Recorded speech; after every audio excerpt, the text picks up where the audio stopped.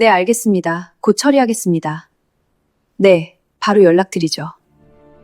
The December frost clung to the windows of the Cheongdam estate as I slipped through the service entrance, my breath forming clouds in the cold night air.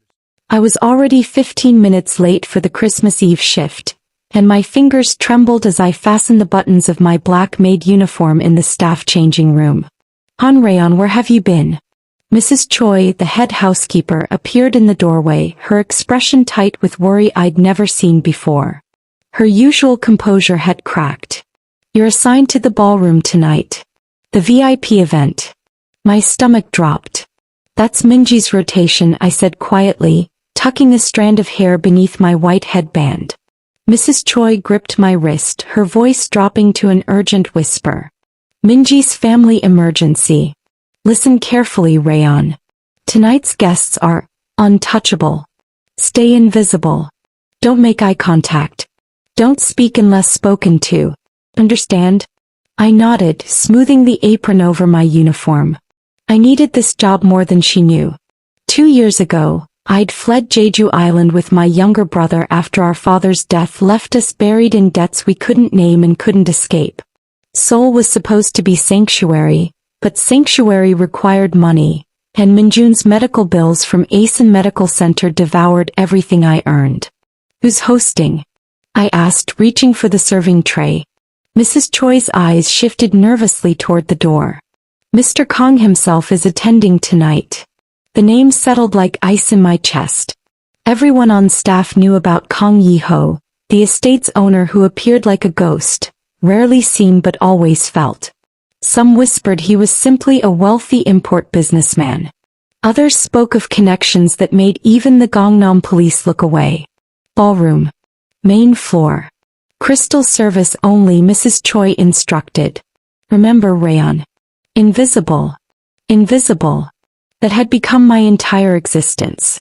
Keeping my head down, my voice soft, my presence forgettable. It was the only way to survive when people were hunting you. I lifted the tray of champagne flutes and pushed through the service door.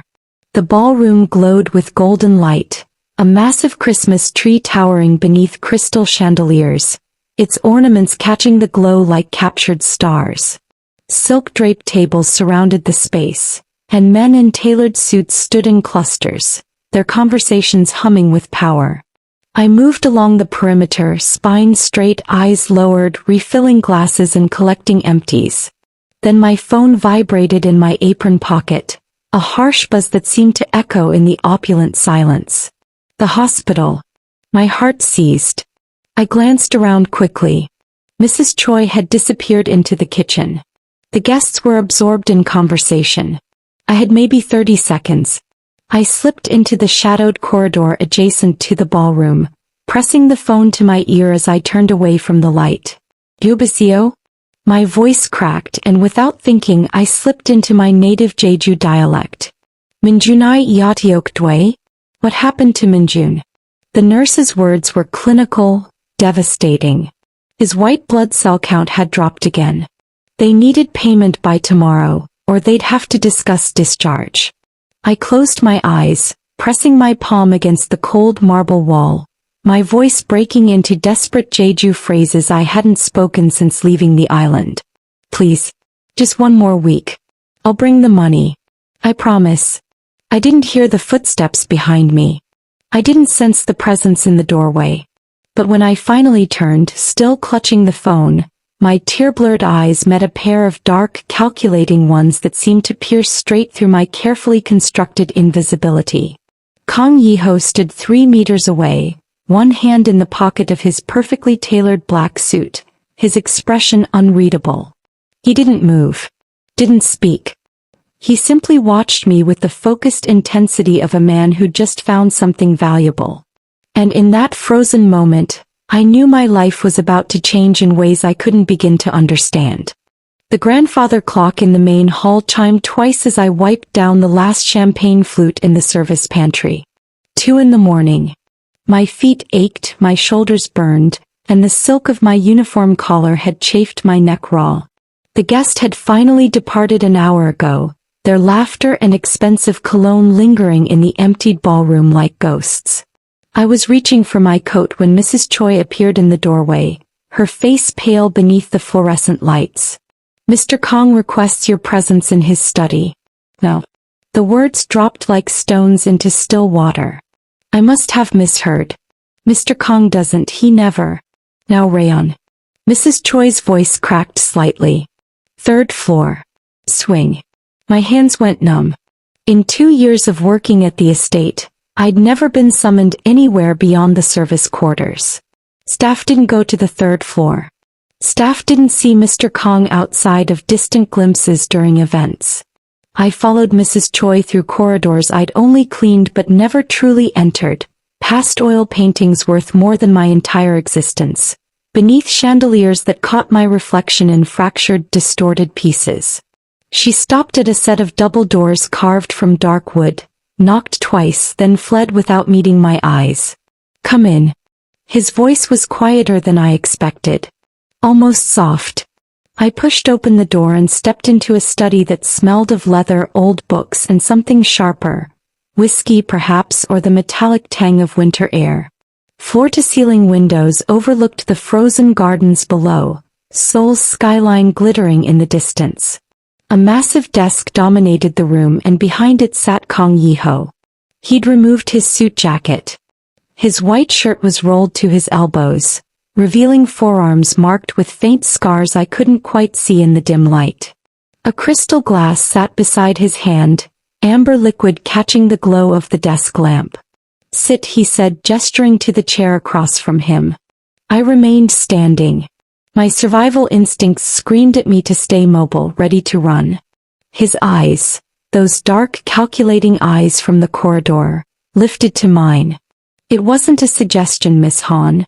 The use of my real surname froze the blood in my veins. I sank into the leather chair, my spine rigid, hands clasped in my lap to hide their shaking. Yiho slid a manila folder across the polished desk. The movement was slow, deliberate, like a dealer revealing a fatal hand. I didn't touch it. Open it. My fingers trembled as I lifted the cover. The first page was a photograph. Me walking through Gangnam Station 3 days ago, my face partially hidden beneath a hood. The second page, a photocopy of my father's death certificate from Jeju Island, dated 2 years prior. Cause of death, asphyxiation by hanging. I couldn't breathe. Yiho leaned back in his chair, his expression unreadable. Keep going. Hospital records from Asen Medical Center. Minjun's name. His diagnosis. Acute lymphoblastic leukemia. Treatment costs. 47 million Korean wons and climbing. Payment status. 90 days overdue. Loan documents bearing my father's signature. No, not just his signature. Names I recognized. The Busan Syndicate. Interest rates that compounded like cancer. And finally, at the bottom of the stack, my employment application for the Cheongdam estate. The name I'd written in careful Hangul, Park Seoyeon. A fake name. A borrowed identity from a girl I'd known in Jeju who'd moved to Australia. You've been very careful, Yiho said, his voice like silk over steel. New phone every 6 months. Cash-only transactions. No social media. No medical insurance under your real name. He paused, taking a slow sip of whiskey. But not careful enough. The question I should have asked was how. How did he find me? How did he compile this? How long had he been watching? But the only word that escaped my lips was, why? Yiho set down his glass and leaned forward, elbows on the desk, fingers steepled beneath his chin. His eyes held mine with an intensity that made me feel exposed, dissected, seen in ways I'd spent 2 years preventing. Because, Miss Han, he said quietly, you have something I need. And I have something you desperately want. He reached into his desk drawer and withdrew a second folder. This one thinner, cleaner. He placed it atop the dossier of my ruined life. A plane ticket to Hong Kong. Departure, 6 a.m. tomorrow. Beside it, a cashier's check with so many zeros I had to count them twice. Enough to cover Minjun's treatment. Every last one. I looked up at him, my heart hammering against my ribs. What do you want from me? Kang Yiho smiled, but it didn't reach his eyes. 3 days of your time, Miss Han. So, 3 days in Hong Kong as my personal interpreter. And when we return, your brother gets his treatment, your debts disappear, and you'll never see me again. The lie was in the last sentence. I could taste it. But the truth was in the check, in the ticket, in the medical records of a 14-year-old boy whose only crime was sharing my blood. Yiho tilted his head slightly, studying me like a specimen beneath glass. I need an answer now. The grandfather clock somewhere in the mansion chimed the half-hour. And I realized with cold and terrible clarity that I'd never really had a choice at all. I left the estate at dawn, the cashier's check folded inside my coat pocket like a ticking bomb. The streets of Gangnam were still mostly empty, the city holding its breath between night and morning. My shift didn't technically end until 6, but Mrs. Choi had wordlessly handed me my coat when I descended from the 3rd floor, her eyes asking questions her mouth couldn't form. The subway platform was nearly deserted. A businessman dozed against a pillar, and a university student scrolled through her phone, earbuds blocking out the world. I stood near the edge watching the tunnel's darkness, replaying Yiho's words in my mind. 3 days. Hong Kong. Interpreter. The train arrived with a rush of stale air.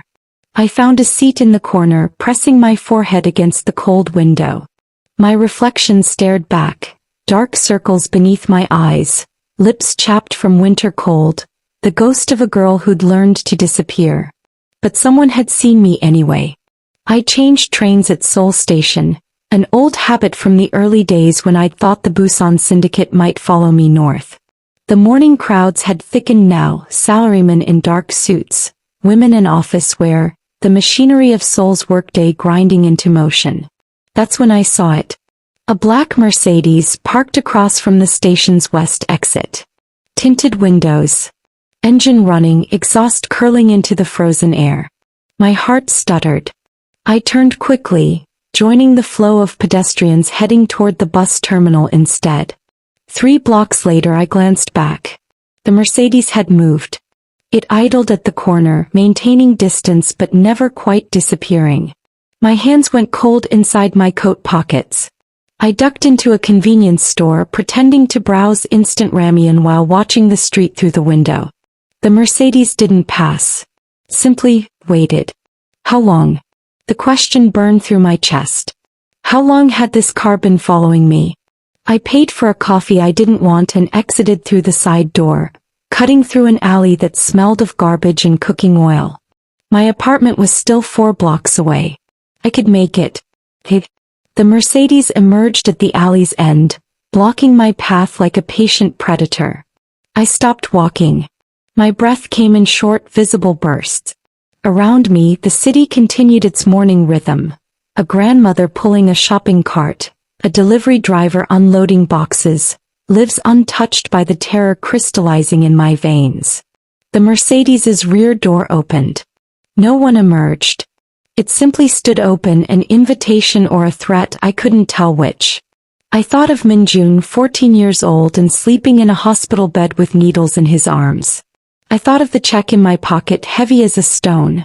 I thought of my father, swinging from the rafters of our Jeju house because debt had teeth and hunger and no mercy. Run, my survival instinct screamed. Run and never stop running. But running meant watching Minjun die slowly, his body consuming itself while I counted coins for rice and kimchi. Running meant I'd already lost. I walked toward the Mercedes on legs that felt disconnected from my body. 3 steps. 10.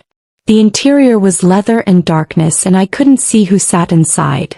My hand touched the door frame. A voice emerged from the shadows, accented with Busan's rough edges. Miss Han. Mr. Kang thought you might need encouragement. I recognized him then. One of the men from last night's gathering, his suit slightly less expensive than the others, his role suddenly clear. Not a guest. A guard. Get in, he said not unkindly. The flight to Hong Kong leaves in 2 hours. Your brother's first treatment is scheduled for this afternoon. The trap had already sprung. I'd been inside it for weeks, maybe months, walking through Seoul streets while this black Mercedes documented my every movement. My route to work, my visits to the hospital, my 3 a.m. walks when insomnia and fear kept sleep away. Yiho hadn't made me an offer in his study. He'd simply informed me of the terms of my capture. I slid into the Mercedes, the leather cold against my legs.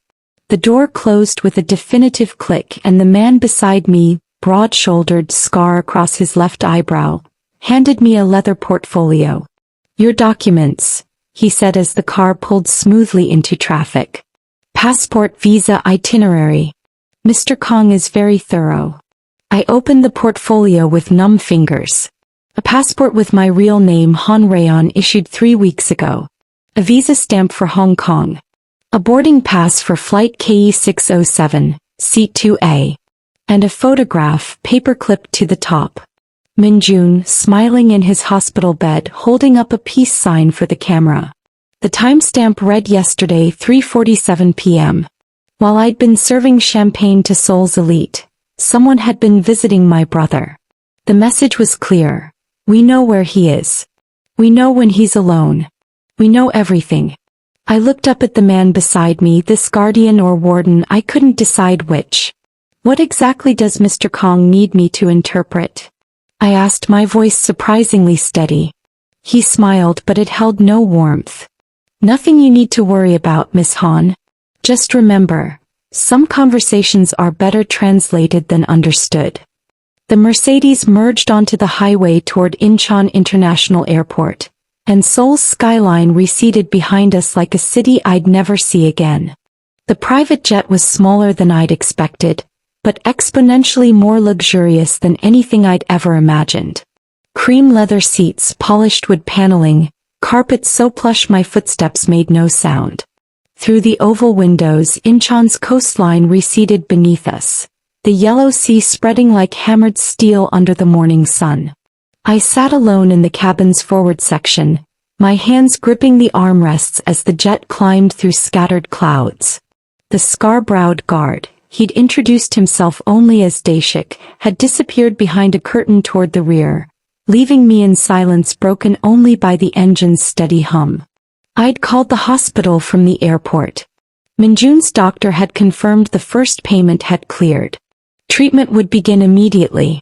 My brother's sleepy voice on the phone, confused but grateful, had nearly broken me. "What did you do, Nuna?" "Nothing," I'd lied. "Just worked extra shifts." The curtain separating the cabin sections slid open. Yiho emerged, no longer in last night's formal wear but dressed in black slacks and a charcoal sweater that made him look younger, less like a predator and more like the businessman he pretended to be. He carried 2 glasses and a bottle of something amber. "You should eat," he said, settling into the seat across from me. "There's food in the galley." "I'm not hungry." "You will be." He poured 2 fingers of liquid into each glass, slid one across the small table between us. "Whiskey. It helps with nerves." "I don't drink." His eyes lifted to mine, dark and unreadable. "Today you do." It wasn't a suggestion. I took the glass, the crystal cold against my palm, but didn't raise it to my lips. Yiho leaned back, studying me with that same dissecting intensity from his study. "You're wondering what happens in Hong Kong?" "Among other things." A ghost of a smile touched his mouth. "There's a meeting. Business associates from the mainland. They prefer discreet negotiations away from Beijing's oversight. And you need me to translate. I need you to listen." He took a slow sip of whiskey. "Mandarin is a language of subtext. What's said is often less important than what's implied. Your Jeju dialect, it's close enough to certain regional Mandarin variants that you'll catch nuances a Seoul interpreter would miss." I finally raised the glass, letting the whiskey burn down my throat. "That's not why you chose me." His expression didn't change, but something flickered behind his eyes. Surprise, perhaps. Or approval. "No," he admitted. "It's not." The jet hit turbulence, a brief shudder that made the liquid in our glasses tremble. I waited. Yiho set down his whiskey and leaned forward, elbows on his knees, closing the distance between us. My mother was from Jeju, a small village near Songsan. She married my father to escape poverty, moved to Seoul, learned to speak like them, dress like them, erase every trace of the island from her voice. His jaw tightened. It killed her eventually. Not the cancer. The erasure. The confession hung in the air between us, unexpected and raw.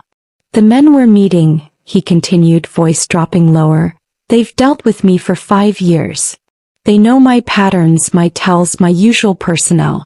They'll expect corporate interpreters, trained specialists, people with degrees from prestigious universities.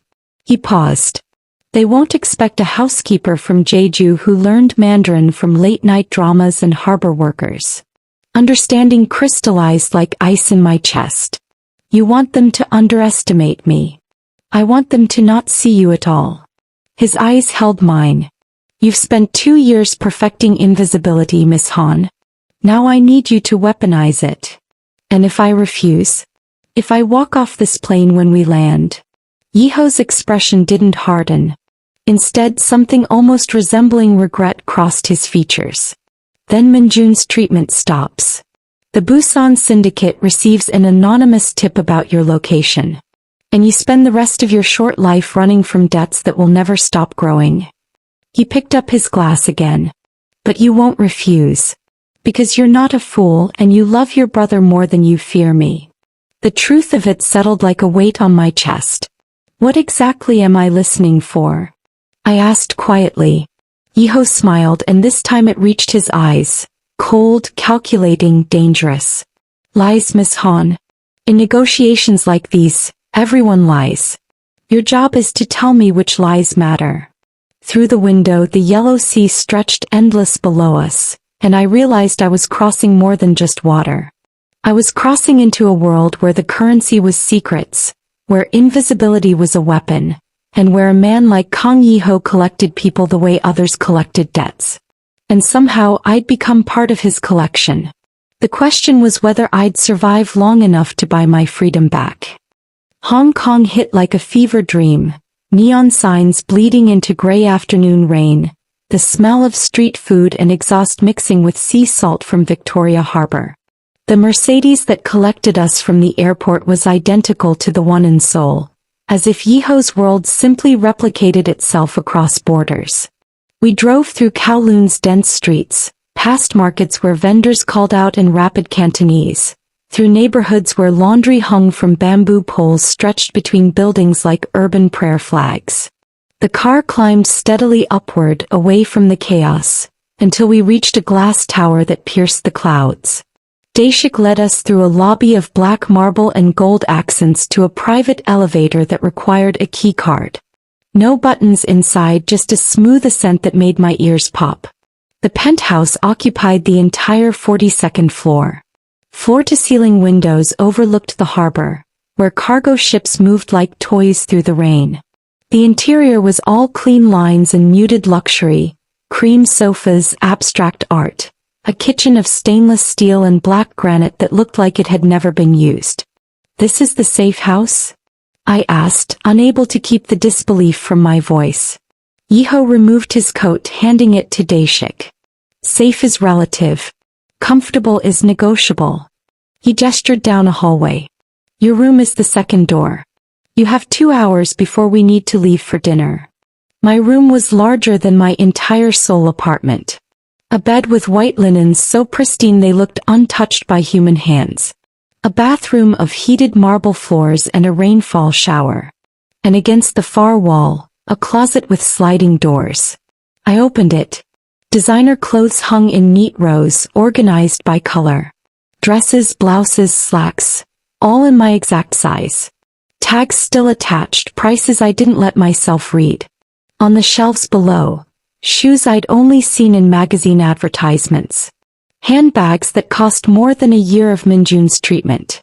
My hands trembled as I touched a silk blouse, midnight blue with mother-of-pearl buttons. Everything fits? I spun around.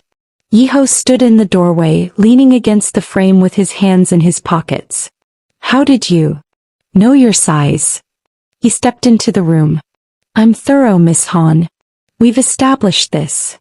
The violation of it settled like ice in my stomach. Someone had measured me while I slept or photographed me, or compiled data from surveillance I'd never detected. I can't accept these, I said quietly. You will. He moved to the closet, retrieved a rectangular box from the top shelf. Tonight's dinner is at the Peninsula. The men we're meeting have expectations. He opened the box. As do I. Inside, nestled in black velvet, lay a jade bracelet, translucent green stone carved with intricate patterns, gold clasps at each end. The kind of jewelry that belonged in museums, not on the wrist of a housekeeper from Jeju. I can't. Yiho lifted the bracelet from the box, his movements deliberate. Give me your hand. Mr. Kang. His eyes lifted to mine and the steel beneath the surface finally showed. It's not a request. I extended my right hand, hating how it shook. He clasped the bracelet around my wrist, the jade cool against my skin, the weight of it foreign and heavy. In the world we're entering tonight, Yiho said, his fingers still resting against my pulse point. Symbols matter. This bracelet belonged to my mother. It's Qing dynasty, worth more than most people earn in a lifetime. His thumb traced the jade's carved surface. When the triads see it, they'll know you're under my protection. That touching you means declaring war on me. I looked down at the bracelet, at his hands still circling my wrist. Why would they want to touch me? Something dark crossed his expression. Because in their world, women are commodities. Especially beautiful ones who appear vulnerable. His grip tightened slightly. You're neither a commodity nor vulnerable. Not while you wear this. Understand? The word caught in my throat. Beautiful. He'd said it so casually, as if it were fact rather than opinion, tactical assessment rather than compliment. I understand, I whispered. He released my wrist but didn't step back. We stood too close in the expensive quiet of the room, the city's noise muted by soundproof glass, nothing but the sound of our breathing between us. The meeting tonight, I said, needing to break the moment. What exactly am I walking into? Yiho's smile was sharp as a blade. Hell, Miss Han. But don't worry. He reached out, adjusting the bracelet so the clasp sat perfectly centered. I'll be right beside you. He left me standing there, the jade warm now against my skin, Hong Kong spreading below like a glittering trap. And I realized the bracelet wasn't just protection. It was a collar. Beautiful, priceless, and impossible to remove without his permission. I waited until after sunset to call. The Peninsula dinner wasn't until 9, and Yiho had retreated to his own room with Daeshik, their low voices carrying through the walls in a language I couldn't quite catch. Korean mixed with something else, perhaps Mandarin or the coded speech of men who trusted no one. I sat on the floor beside the window, my phone balanced on my knees, watching the harbor lights reflect off the rain-slicked glass. Seoul was only 2 hours behind, which meant Minjun would be awake, probably watching dramas on the hospital's terrible Wi-Fi. The video call connected on the third ring. His face filled the screen, thinner than a month ago, the chemotherapy stealing the roundness from his cheeks, but his eyes were bright. Nuna. Minjun ah. My voice cracked despite my efforts. How are you feeling? Better. He held up his arm, showing the fresh foreline. They started the new treatment this morning. The doctor said it's the expensive kind. Really expensive. His expression shifted, uncertainty creeping in. Nuna, where did you get the money? I'd prepared for this question during the flight. I told you. Extra shifts. And a bonus from the estate. He studied me through the screen with eyes too old for 14. You're lying. Minjun. You're terrible at lying. Always have been. He leaned closer to the camera, his voice dropping. Where are you? That's not your apartment. I glanced around the penthouse's expensive emptiness. Away for work. Just a few days. Away where? It doesn't matter. I forced brightness into my tone. What matters is you're getting treatment. That's all that matters. His expression crumpled, and I saw the child he still was beneath the illness-hardened exterior. I'm scared, Nuna. What if it doesn't work? What if? Don't. The word came out sharper than intended. I softened my voice. Don't think like that. You're going to be fine. I promise. Tears welled in his eyes. Don't make promises you can't keep. The old wound opened, our father making promises he couldn't keep. I'll fix this. I'll pay them back. Just give me more time. Until time ran out and rope became the only solution he could see. Close your eyes, I whispered. What? Close them. Trust me. He obeyed, his thin face relaxing slightly against the hospital pillow. I began to sing, soft and low, the Jeju lullaby our mother used to hum before the sea took her. The words were dialect so old even mainland Koreans wouldn't recognize them. Something about waves and wind and a child safe in grandmother's arms. Through the screen I watched Minjun's breathing slow, his features smoothing into something like peace. I didn't hear Yiho enter the room. Didn't sense his presence until the song ended and Minjun's breathing had deepened into sleep. I ended the call gently, setting the phone aside, and only then noticed the reflection in the window. Yiho standing in the doorway behind me, his expression unreadable. How long have you been there? I asked without turning. Long enough. He moved closer, his footsteps silent on the plush carpet. That song. My mother used to sing it. I finally looked at him. In the dim light from the harbor, his features had softened, the predator momentarily replaced by something more human. You said she was from Jeju, I said quietly. Songsan. Her grandmother taught her that lullaby. He sat down on the floor beside me, close enough that our shoulders almost touched. She sang it to my sister. Every night until... He stopped. I waited. The city hummed beyond the glass, indifferent to our grief. I had a sister, Yiho continued, his voice barely above a whisper. Yeonhee. 5 years younger than me. She had leukemia. Same type as your brother. My breath caught. What happened? We couldn't afford treatment. Not the kind that might have saved her. His jaw tightened. My father was building his business, everything mortgaged and leveraged and one disaster away from collapse. By the time he had the money it was too late. She was 8 years old. The jade bracelet suddenly felt heavier on my wrist. My mother sang that lullaby at her funeral, Yiho said. In Jeju dialect, even though my father's business associates were there, even though it marked her as provincial. She didn't care anymore. All the soul polish she'd acquired, the accent she'd buried, it died with Yeonhee. He turned to face me. 6 months later the cancer came for my mother too. As if grief had substance and weight.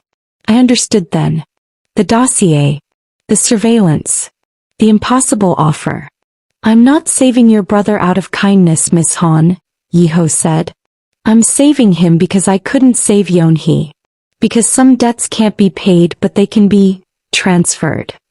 His honesty was more terrifying than any threat. The meeting tonight, I whispered. How dangerous is it? Yiho stood offering me his hand. Dangerous enough that I needed to hear that song one more time. Just in case. I took his hand, letting him pull me to my feet. The bracelet caught the light, jade and gold against my skin. And I realized we were both wearing collars. His was just invisible. The negotiation lasted 3 hours in a private room at the Peninsula Hotel that smelled of cigar smoke and expensive cologne. 8 men sat around a table of lacquered rosewood, speaking in Mandarin so rapid I had to concentrate to catch every nuance. Every carefully placed inflection that meant the opposite of what was said. I sat behind Yiho's right shoulder, invisible in a slate-gray dress and the jade bracelet that marked me as his. The triad leader, a man named Chin with silver hair and eyes like chips of black ice, barely glanced at me. His lieutenants followed suit, dismissing me as decorative, irrelevant, beneath notice. It was exactly what Yiho wanted. They spoke of shipping routes and container manifests, of port officials who could be encouraged, and customs inspectors who understood flexibility. But beneath the business talk I heard it. The trap being laid, the way Chen's third lieutenant kept mentioning a warehouse in Incheon, pressing too hard, his Mandarin accent wrong for someone supposedly from Guangzhou. When Yiho asked me to summarize in Korean, I kept my voice flat, professional. They're offering the Incheon route, but it's compromised. The lieutenant speaking, his accent is northern, possibly Liaoning. He's likely state security, not triad. Something flickered in Yiho's expression. He turned back to Chen, switching to flawless Mandarin, and politely declined the Incheon route, suggesting Busan instead. Chen's smile never wavered, but his eyes went cold. The meeting ended with handshakes and promises. No blood, no violence, just civilized men agreeing to move forward with caution. But I'd seen Chen's face when we left. I'd caught the job he'd failed. Now back at the safe house past midnight, I stood on the balcony despite the rain, letting the cold soak through my dress. My hands shook from adrenaline finally releasing its grip. The door behind me opened. Yiho emerged, his suit jacket discarded, his white shirt partially unbuttoned. "You did well tonight," he said quietly. "I did my job. You saved my life." He moved beside me, close enough that I felt his warmth against the rain's chill. Chin would have lured me to that warehouse. State security would have raided it. I'd be in a Hong Kong prison right now or worse. I turned to face him. "Then we're even. You saved Minjun. I saved you." "No." His expression was serious, almost pained. "We're not even close to even." He reached into his pocket, withdrew a small box of worn velvet. Not new, like the jade bracelets packaging. This was old, faded, carried for years. "I need to give you something," Yiho said. "Not as payment. Not as strategy." He struggled with the words. "As acknowledgement." He opened the box. Inside, on a delicate white gold chain, hung a pendant, a small Korean character, the first syllable of his sister's name. The metal was slightly tarnished, the chain thin enough to break with the wrong touch.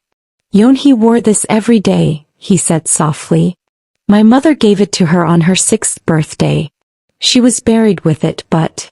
He stopped, his jaw working. "I had her exhumed before the cemetery plot expired. I couldn't let it stay in the ground. It was all I had left." My throat closed. "I can't accept this." "I know." He lifted the pendant from the box, the chain catching the city lights. "But I'm giving it to you anyway." Before I could protest, he stepped behind me, his hands bringing the necklace around my throat. His fingers brushed the nape of my neck as he fastened the clasp, and I felt him hesitate, his breath warm against my rain-dampened hair. "You wear my mother's bracelet for protection," he murmured, his voice rough. "You wear Yeonhee's pendant for something else." "What?" I whispered. His hands settled on my shoulders, light enough to escape, but I didn't move. "Because you're not a transaction anymore, Han Raon. You're not an asset or a tool or a convenient solution." He turned me to face him, and for the first time since we'd met, I saw vulnerability in those dark eyes. "You're something I can't afford to lose." The pendant rested against my collarbone, warm from his hands. "This isn't part of our agreement," I said, but the words came out breathless. "No." His thumb traced my jawline, a touch so gentle it hurt. "It's not." Hong Kong glittered below us, a city of transactions and negotiations, of deals made and broken. But in that moment, on a rain-soaked balcony 42 floors above the world, Kang Yiho looked at me like I was worth more than any negotiation he'd ever won. And terrifyingly, I believed him. The pendant felt like a promise neither of us knew how to keep. But we'd already started making it anyway. The meeting in Simsha Sui ended at 11.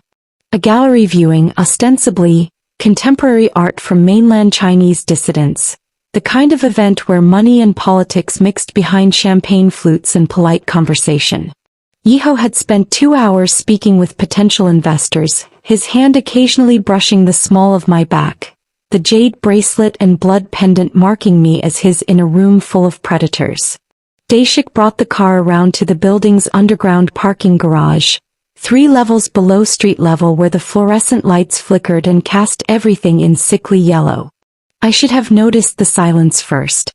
No other cars moving, no footsteps echoing, just the hum of ventilation systems and our heels clicking against concrete. Yiho noticed. His hand found mine, fingers lacing through mine with sudden urgency. "Stay behind me." "What?" They emerged from behind concrete pillars like shadows gaining substance. 6 men, maybe 7, dressed in dark clothes, their faces obscured by surgical masks. The Mercedes sat 30 meters away, Daeshik already moving toward us, his hand disappearing inside his jacket. "Kang Yiho." The voice came from a man who stepped forward, older than the others, his Mandarin accent thick with Korean undertones.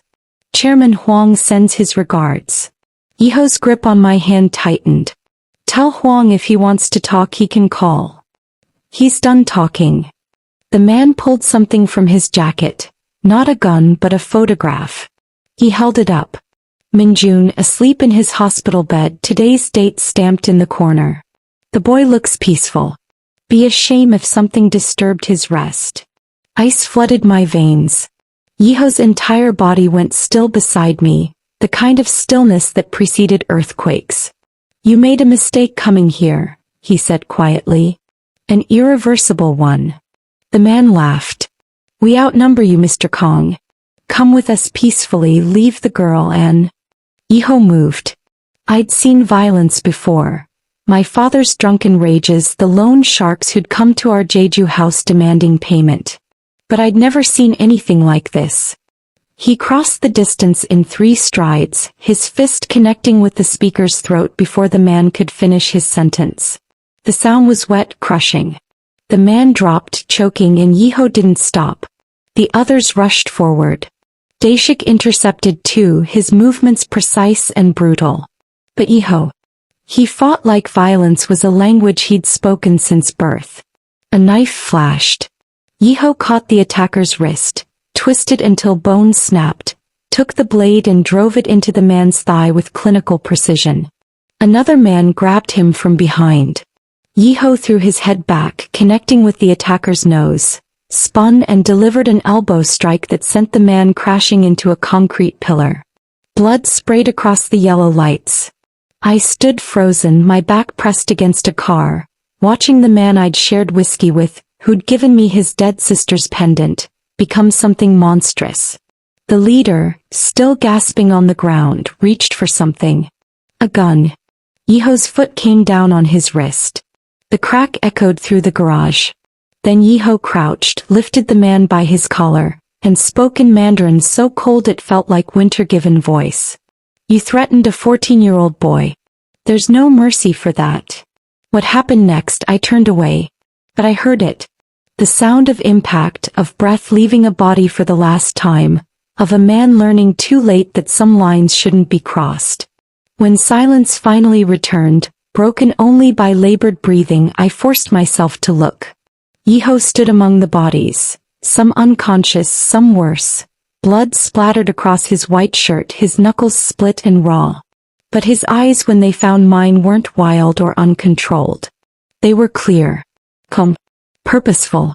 This wasn't rage. This was what he was. He crossed to me slowly, giving me time to run if I wanted. I didn't move. Raon.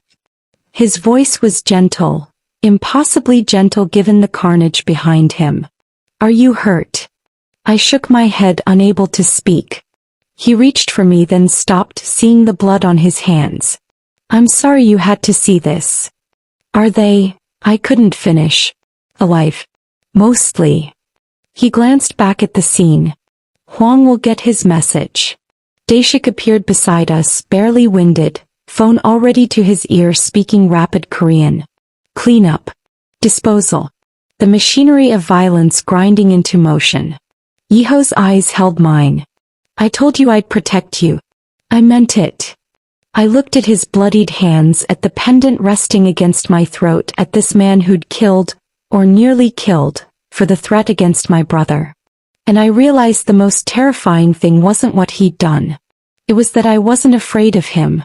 I was afraid of how safe I felt. We didn't return to the safe house. Daeshik drove us to a different building in Central, a nondescript office tower where the lights stayed on despite the 3 a.m. hour. Yiho made calls in rapid Korean, his voice clipped and controlled while a private doctor stitched the cut on his shoulder I hadn't noticed until his shirt came off. I sat on a leather sofa, the jade bracelet heavy on my wrist, Yeonhee's pendant cold against my throat, watching him command an empire I was only beginning to understand. "Move him tonight," Yiho said into the phone. "I don't care what it costs. Charter a medical flight if you have to." Pause. "No, not Japan. Singapore. Mount Elizabeth Hospital. Dr. Lim's private oncology wing." Another pause, his eyes finding mine across the room. "Complete identity change. The boy and his sister both. Have passports ready by morning." He ended the call. The doctor finished bandaging his shoulder and left without a word. We were alone. "What did you just do?" I asked quietly. Yiho crossed to the bar, poured whiskey with his uninjured arm. "What I should have done the moment I saw you in that corridor." He downed the drink in one swallow. "I'm moving Minjun out of Korea. Tonight." "You can't just." "I can." He poured another glass, brought it to me. "Chairman Huang knows about your brother. Which means others will soon know. That hospital in Seoul might as well have a target painted on it." My hands shook as I took the glass. "Singapore. One of the best cancer facilities in Asia. Dr. Lim specializes in pediatric leukemia. He's saved children the Korean medical system gave up on." Yiho sat beside me, close enough that I felt the heat radiating from his skin. "Minjun will have round-the-clock care, the latest treatments, everything he needs. And the cost? Irrelevant." His jaw tightened. "You and Minjun will have new identities. New passports. New lives if you want them. Somewhere Huang and the Busan Syndicate can never find you." The magnitude of what he was offering crashed over me like a wave. Freedom. Safety. Everything I'd been running toward for 2 years. "Why?" The word came out broken. "Why would you do this?" Yiho turned to face me, and for the first time since the parking garage, I saw exhaustion in his eyes. Not physical, something deeper, more fundamental. "Because you've become my fatal weakness," he said simply. "The moment I gave you that pendant, the moment I let you matter." He stopped, his control fracturing. "In my world, caring about someone is the most dangerous thing you can do. He gives your enemies a target. A pressure point." His hand found mine. "Tonight proved it." "Then let me go," I whispered. "Give Minjun the treatment, erase our identities, and let us disappear." His fingers tightened around mine. "I can't." "Why not?" "Because I'm selfish." The admission came out raw, honest. "Because I've spent 10 years building an empire on the graves of men who cared about nothing, and then you answered a phone call in Jeju dialect and..." He laughed, bitter and broken. "And suddenly I understood why my father mortgaged everything for my mother. Why he'd have burned his entire kingdom to save Yeonhee." Tears I didn't know I'd been holding spilled down my cheeks. "Yiho, come with me to Singapore," he said urgently. "You and Minjun both. I have a place there, secure, somewhere we can..." He stopped, seeming to realize what he was asking. "I'm not offering you freedom, Raon. I'm offering you a different kind of cage. A safer one maybe. A gilded one. But still a cage." I looked at our intertwined hands, at the blood still crusted under his fingernails, at the man who'd killed for me and would kill again. "What if I want the cage?" I whispered. His breath caught. "Don't say that unless you mean it. I watched you break men tonight. I should be terrified." I lifted our joined hands, pressed them against my chest where my heart hammered. But all I could think was, he's doing this for Minjun. For me. And I don't know if that makes me broken or just yours. Yiho's control finally shattered. He pulled me against him, his forehead resting against mine, his breath ragged. The plane leaves at dawn, he murmured. Minjun will already be aboard. We'll fly to Singapore together. Start over or start something new. Whatever you want. And Chairman Huang? His smile against my temple was sharp as glass. Huang's empire ends tomorrow. I've already made the calls. I believed him. This man who'd moved mountains for a boy he'd never met, who'd given me his sister's pendant, who'd just offered me a kingdom built on darkness. Take me to Singapore, I said. And Kang Yiho held me like I was the only thing in his world worth saving. 6 months after Hong Kong, I stood on the rooftop garden of Yiho's Singapore penthouse watching the city's lights compete with the stars. The equatorial heat had finally broken, replaced by the rare cool breeze that made the Lion City almost bearable. Behind me, through the glass walls, I could see Minjun laughing at something on his laptop, his hair grown back in soft dark waves, his cheeks filled out with the healthy weight of someone whose body had stopped trying to kill him. Dr. Lim had called it remission 3 weeks ago. Not cured, leukemia was never that simple but stable. Survivable. A future tense that hadn't existed before. Arms encircled my waist from behind. Yiho's chin rested on my shoulder, his breath warm against my neck. He asked if he could start school in January, he murmured. Local international school. Said he wants to study computer science. I leaned back against his chest. What did you tell him? That he should ask his sister. His lips brushed my temple. Since she's technically his legal guardian now. The new passports had arrived 2 months ago. Han Raon was gone, erased from every database that mattered. Now I was Park Sena and Minjun was Park Jin-ho, siblings from Busan whose parents had died in a car accident. A tragic backstory, neat and clean and completely false. Chairman Huang. I asked, though I already knew. Interpol raided his medical supply network last month. 53 arrests across 4 countries. Yiho's voice held no satisfaction, only finality. He's in a Seoul prison awaiting trial. 20-year minimum sentence. I touched the pendant at my throat. Yeonhee's character. Worn smooth from 6 months of constant wear. Do you ever regret it? Bringing me into your world. His arms tightened. Every day. The honesty of it hurt. But not for the reasons you think, he continued, turning me to face him. In the rooftop's subtle lighting, his features were softer, the predator momentarily at rest. I regret that you had to see violence. That you carry fear now that you didn't before. That loving me means looking over your shoulder for the rest of your life. Love, I repeated softly. We'd never used the word before. His thumb traced my jawline, the gesture now familiar, sacred. What else would you call it? I thought of the parking garage, of blood on concrete, of the moment I'd chosen to stay. I thought of Minjun's laughter filtering through the glass, of the jade bracelet I still wore every day, of the way Yiho's nightmares woke him at 3 a.m. and only my touch could bring him back. Home, I whispered. I'd call it home. His expression cracked, vulnerability spilling through. I'm not a safe home, Rayon. No. I pressed my palm against his chest, feeling his heart's steady rhythm. But you're my home anyway. He kissed me then, slow and desperate, like a man who'd spent his life believing he didn't deserve softness. The city sprawled below us, indifferent to our particular darkness, our carefully constructed redemption. When we finally pulled apart, Yiho kept his forehead pressed to mine. I was thinking, he said quietly. The stars here are different from Seoul. Different from Jeju. I looked up. The Singapore sky held fewer stars than the island of my childhood, washed out by light pollution and equatorial haze.